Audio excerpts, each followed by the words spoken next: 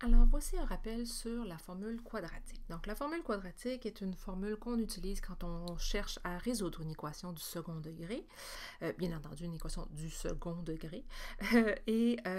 Pourquoi on chercherait à résoudre cette équation-là? Bien, pour déterminer des valeurs de x souvent, parce que notre polynôme est souvent écrit avec la variable x, pardon, des équations qui vérifient donc cette équation-là. On pourrait bien entendu résoudre une équation du deuxième degré à l'aide d'une méthode de factorisation au lieu de faire la formule quadratique. Ça marchait très bien, mais souvent, on utilise cette méthode-là parce qu'elle est relativement rapide. Et quand on n'est pas très à l'aise ou très confortable avec les méthodes de factorisation, ben, ça nous permet de trouver la solution malgré tout. Alors, on va faire ça à l'aide de différents exemples, j'en ferai 3 en tout, en utilisant donc la formule quadratique que vous avez là. La formule quadratique pourrait aussi s'écrire sous d'autres formats.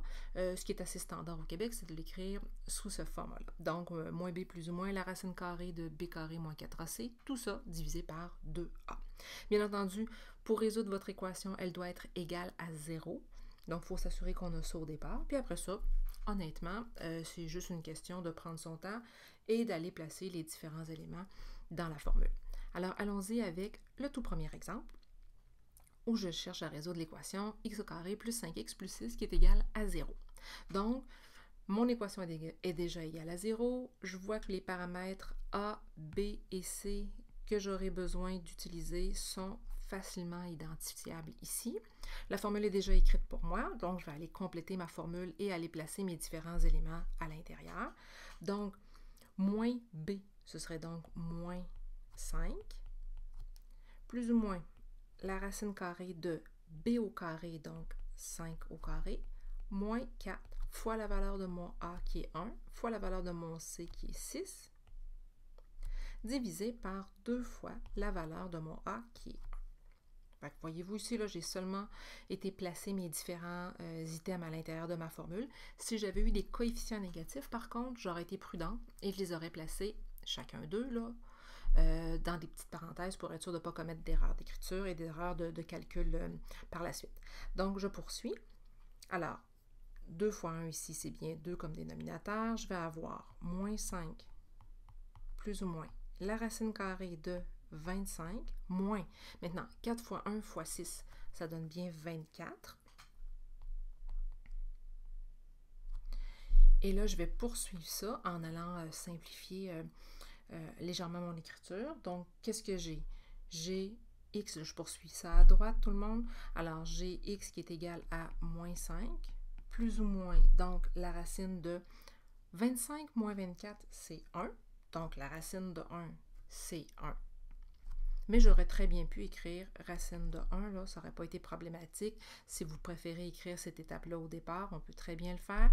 Mais ici, moi, je vais écrire seulement 1, puisque la racine de 1, c'est 1, divisé par 2. Donc, qu'est-ce que j'ai maintenant? Ici, j'ai à faire les deux possibilités. Donc, la possibilité, parce que j'ai plus 1 et j'ai moins 1, donc je vais dire x est égal à moins 5 moins 1 sur 2 et x peut aussi être égal à moins 5 plus 1 sur 2. Donc, je regarde les deux possibilités que ça génère. Moins 5 moins 1, ça fait moins 6. Moins 6 divisé par 2, ça donne moins 3. Et dans l'autre cas, moins 5 plus 1, ça donne moins 4. Et moins 4 divisé par 2, ça donne moins 2. Donc ici, les deux valeurs qui vérifient mon équation, ce sont bien moins 3 et moins 2. J'aurais pu aller vérifier que ça fonctionne dans mon équation, tout simplement en allant placer l'une et l'autre de ces valeurs-là dans mon équation de départ, puis m'assurer que ça donne bien 0, comme c'était écrit au départ dans mon équation. Allons-y avec les deux derniers exemples pour illustrer cette méthode-là, donc d'utilisation de la formule quadratique. Je vous rappelle que pour pouvoir utiliser cette méthode-là, on doit avoir devant nous un trinôme du deuxième degré, mais dans une équation égale à 0. Ce qui fait en sorte qu'ici, je devrais, pour que mon équation soit égale à 0 au départ, faire en sorte que mon 4 qui est à droite donc, donne 0. Donc, ce que je vais faire, c'est que je vais faire moins 0, moins 4, pardon, des deux côtés. Donc, je vais avoir comme trinôme 2x2 plus 4x moins 16 qui est égal à 0. Et c'est à partir de ce trinôme-là que je vais aller effectuer la résolution de mon équation. Donc, j'ai comme valeur de mon paramètre A 2, mon B c'est 4 et mon C ici, soyez prudent, mon C ici c'est vraiment le moins 16 qu'on a comme coefficient ici.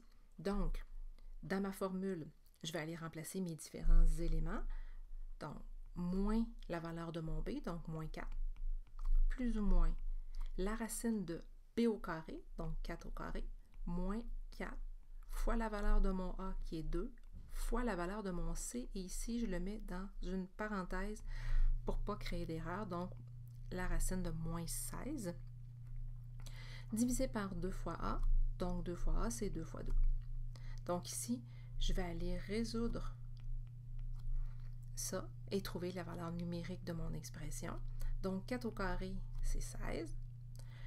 Et le reste de mon calcul, donc moins 4 fois 2 fois moins 16, donc quand je vais faire ça, ça va me donner 128 positif. Pourquoi? Parce que 4 fois 2 fois moins 16, techniquement, ça donne moins 128. Et moins 128, ça va faire mon 128 positif que vous voyez ici, là. Et divisé par 2 fois 2, 4. Donc, qu'est-ce que j'ai? J'ai donc que mon x est égal à moins 4, plus ou moins. Bon, la racine de 16 plus 128, ce sera donc la racine de 144, divisé par 4. Et qu'est-ce que je vais avoir? Je vais donc avoir la racine de 144 qui est 12. Donc, mon x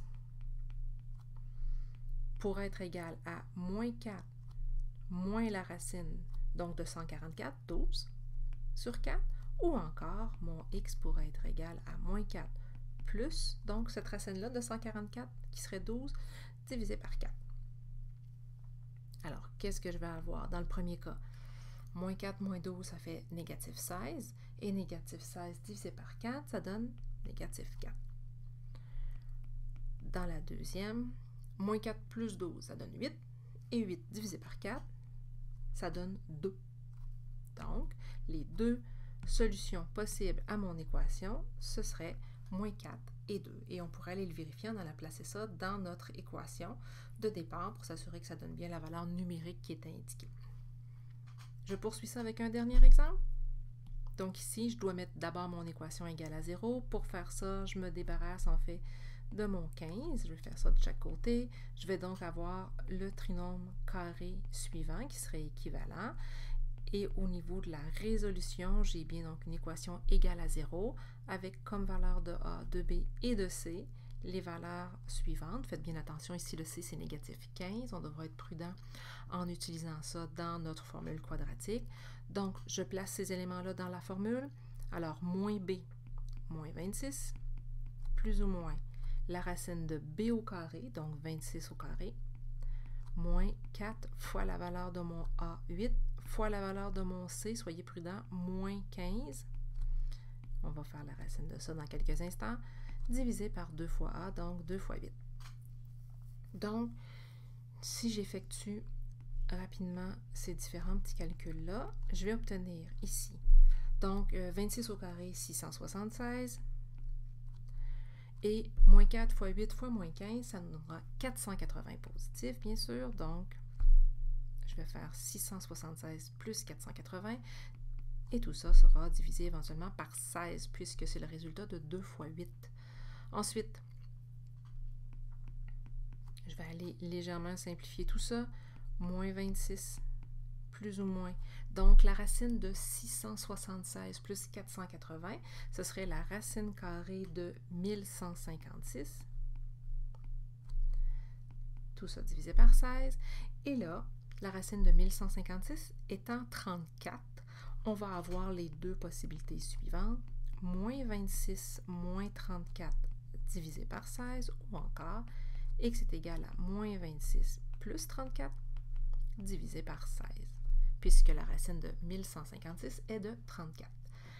On va avoir, dans le premier cas, moins 26 moins 34 divisé par 16, donc moins 3,75. Et dans le deuxième cas, Moins 26 plus 34 divisé par 16, on obtiendra 0,5.